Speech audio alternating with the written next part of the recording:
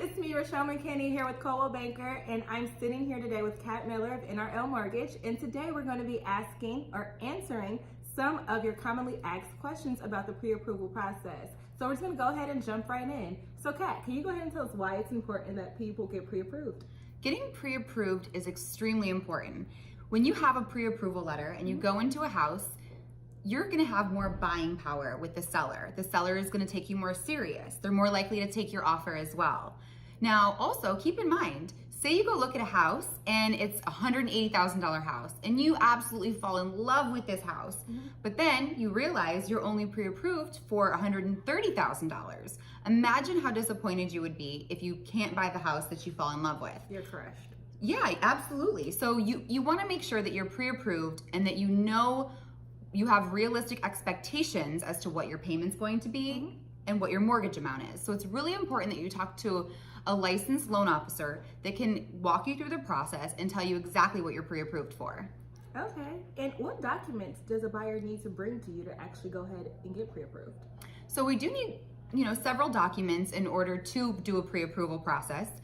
Your pay stubs, most recent pay stubs, your recent bank statements, your W-2s for the last 2 years are going to be the most important documents that you need. Now, some other people might need certain documents like a bankruptcy maybe your bankruptcy paperwork, or maybe a divorce decree, things like that. Each situation we go by a case-by-case basis, but typically it's going to be your pay stubs, bank statements, and taxes.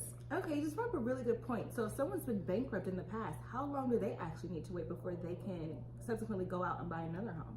So it's going to depend on the type of bankruptcy it was, whether it was a Chapter 13 or a Chapter 7. Also, it's going to depend if there was a foreclosure involved, and it's going to depend on the type of loan that you qualify for. Okay, good to know. I hope you guys are taking notes. Okay, so we hear a lot about credit score. So what credit score is optimal for a home loan?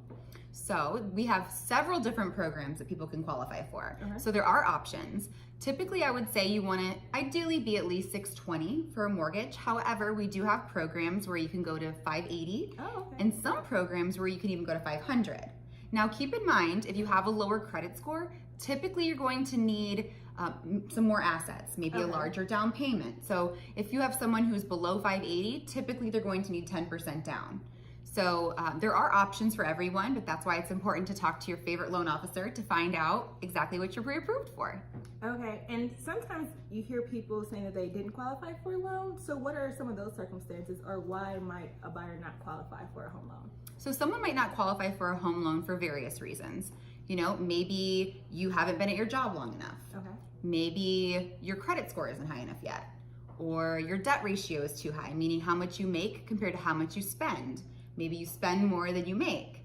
So there are a few different reasons why someone might not be qualified for a mortgage right away. However, whenever I talk to buyers, I tell them, just because you're not pre-approved right now doesn't mean that you're not going to be pre-approved in the future. So let's go ahead, sit down, make a plan, come up with a timeline, and I'll tell you exactly when you'll be able to qualify. Oh, okay, great. Thank you so much, Kat.